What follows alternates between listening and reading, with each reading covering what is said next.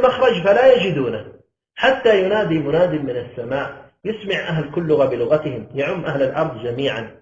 لما تأتي على هذه الشروط ستجدها متوفرة في القنوات الفضائية.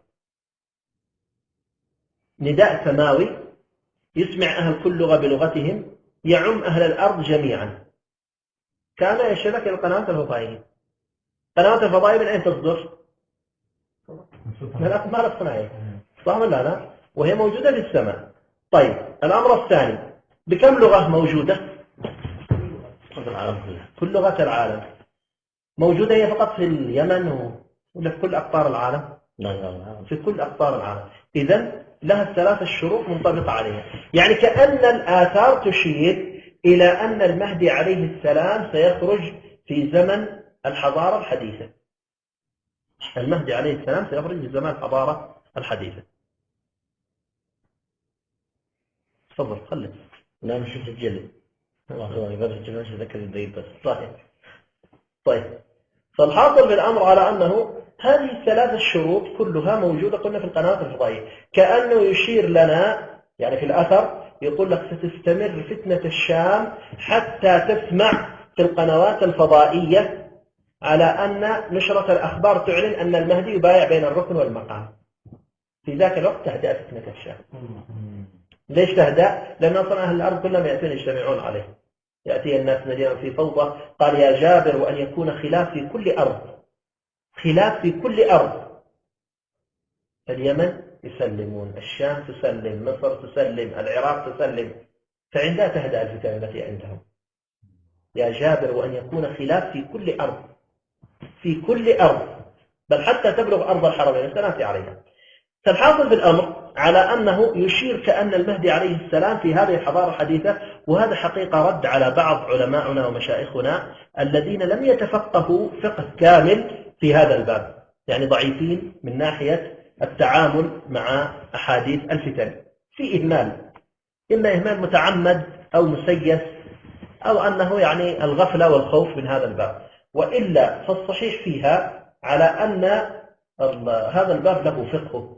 إذا أتينا في الأحاديث سنجد أن المهدي عليه السلام بعض الأحاديث الأخرى تشير إليه أنه يخرج ما بين مكة والمدينة، يذهب إلى مكة والمدينة ذهابا وإيابا 3 مرات، وإذا حسبناها ذهاب وإياب لوحدها 6 مرات في أقل من شهر. حتى يقول الإمام البرزنجي يقول وهذا يدل على أن المهدي من أصحاب الخطوة تطوى له الأرض.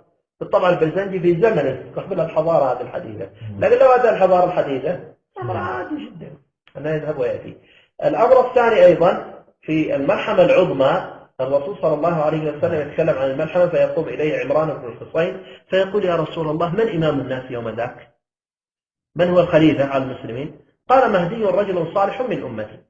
طيب ماذا يقول الرسول في الملحمة العظمى؟ يقول وإن السفود في ذلك الزمان ليخترق الرجل العظيم. وإن السفود في ذلك الزمان ليخترق الرجل العظيم. قال السفود هو شوك صغير أو هو حديدة صغيرة مدببة، يعني الرصاصة والشظية. يقول ولا يضر الرجل يوم ذاك أن يكون معه الصنصامة الذي يجدع الأنف، أن يكون معه القناة أينما وضعه أبانه. يقول في ذلك الزمن أنت لا تحتاج إلى سيف حاد، أنت تحتاج إلى قصبة مفرغة أينما توجهها تصيب بها. واضحة. يقول وإن الطير لا يقذف عليكم وعليهم. فما هو هذا الطير اللي يقذف علينا وعليهم؟ طيران.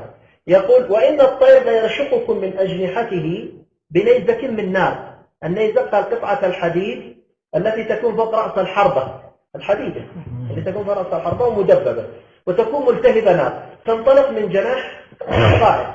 وإن الطير لا يرشقكم من أجنحته بنيزك من نار. تمام. يقول فتمطر عليكم السماء نارا من كبريت ونارا من زفت ونارا من نفط. قال فيقعون في مهيل من الأرض بعد صواعق ورواجف تصم الآذان. فيقعون في مهيل يعني الأرض تتحول إلى أرض رمادية، إلى رماد الأرض تتحول. فيقعون في مهيل من الأرض بعد صواعق ورواجف تصم الآذان.